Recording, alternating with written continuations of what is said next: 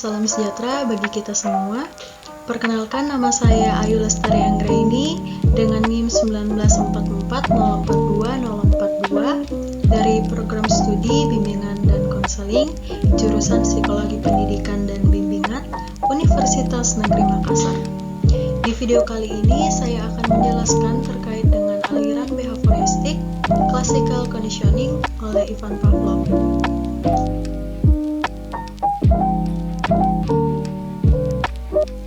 Teori behavioristik itu sendiri adalah sebuah teori yang mempelajari tingkah laku manusia, di mana teori belajar behavioristik ini merupakan teori belajar memahami tingkah laku manusia yang menggunakan pendekatan objektif, mekanistik, dan materialistik, sehingga perubahan tingkah laku pada diri seseorang dapat dilakukan melalui upaya pengkondisian.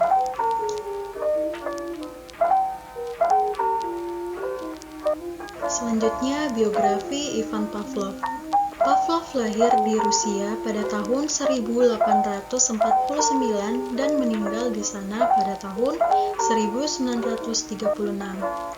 Pada tahun 1904, dia memenangkan hadiah Nobel untuk karyanya di bidang fisiologi pencernaan. Dia baru memulai studi refleks yang dikondisikan pada usia 50 tahun. Nah, melalui Pavlov, kita melihat pentingnya penemuan tidak disengaja atau penemuan aksidental dalam ilmu pengetahuan.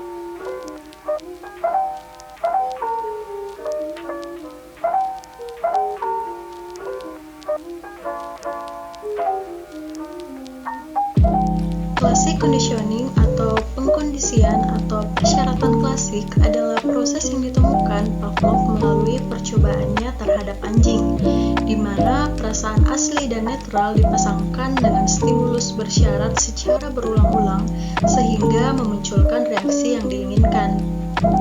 Nah, untuk memahami teori pengkondisian klasik secara menyeluruh, perlu dipahami ada dua jenis stimulus dan dua jenis respon. Yang pertama, stimulus yang tidak terkondisi, yaitu stimulus yang secara otomatis menghasilkan respon tanpa didahului dengan pembelajaran apapun, contohnya di makanan. Yang kedua yaitu stimulus terkondisi, yaitu stimulus yang sebelumnya bersifat netral akhirnya mendatangkan sebuah respon yang terkondisi setelah diasosiasikan dengan stimulus yang tidak terkondisi, contohnya suara bel sebelum makanan datang.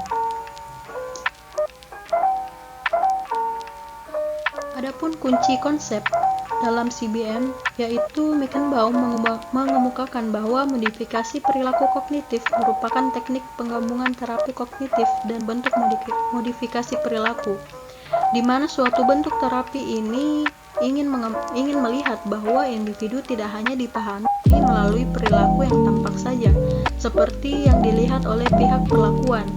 Namun di balik tingkah laku yang tampak, Pavlov mengadakan eksperimen yang sebenarnya merupakan hasil dari pemikiran karena ia menganggap bahwa menurut Mark 2004 dalam memaknai modifikasi perilaku, namun meskipun individu perlu mengetahui mengenai segala kelebihannya, secara hakiki yang dapat dilihat jauh berbeda dengan binatang.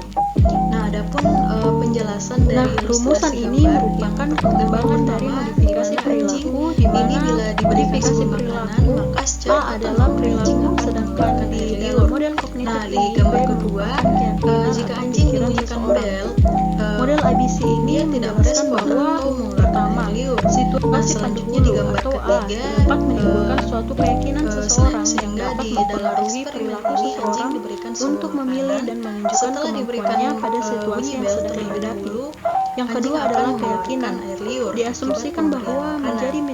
Nah, di gambar mediator keempat, perilaku setelah di mana diperlakukan, keyakinan tersebut dapat bersifat kaku hal ini atau secara fleksibel. berulang-ulang, Keyakinan maka yang ketika bersifat anjing kaku mendengarkan menyebabkan suara bel seseorang akan tanpa berpikir diberi irasional makanan, dan secara cenderung otomatis memiliki anjing kesimpulan akan yang memberikan irasional. respon berupa Ketiga, keluarnya konsekuensi liur dari perasaan dan mulutnya. perilaku.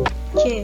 Berasal dari keyakinan yang telah diinterpretasikan maknanya serta dari keyakinan atas situasi sebelumnya. Dari ketiga hal tersebut disimpulkan bahwa keyakinan merupakan titik utama untuk mengubah perilaku. Seseorang berperilaku tidak berdasarkan pada situasi yang dihadapi, melainkan pada interpretasi dari situasi tersebut.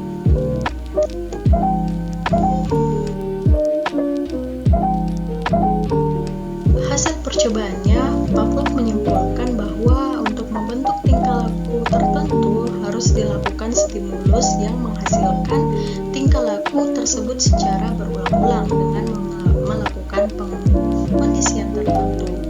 Nah, contohnya, agar seorang anak mau belajar, maka orang tua dapat memberikan hal-hal yang ia senangi setelah ia belajar, misalnya dengan memberikan permen ataupun coklat.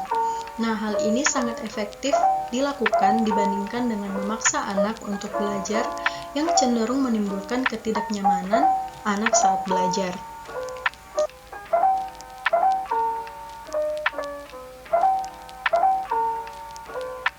Adapun kelebihan dari teori Pavlov ini yakni yang pertama itu mementingkan pengaruh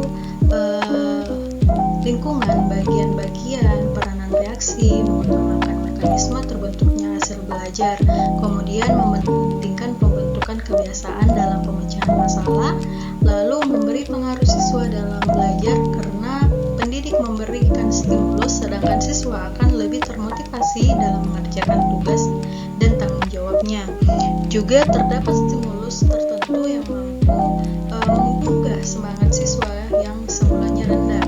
Dan yang terakhir adalah jika siswa sudah terbiasa melakukan perbuatan yang telah terkondisikan dengan ilmunya secara kontinu, maka ia dapat dikatakan berhasil dalam belajarnya.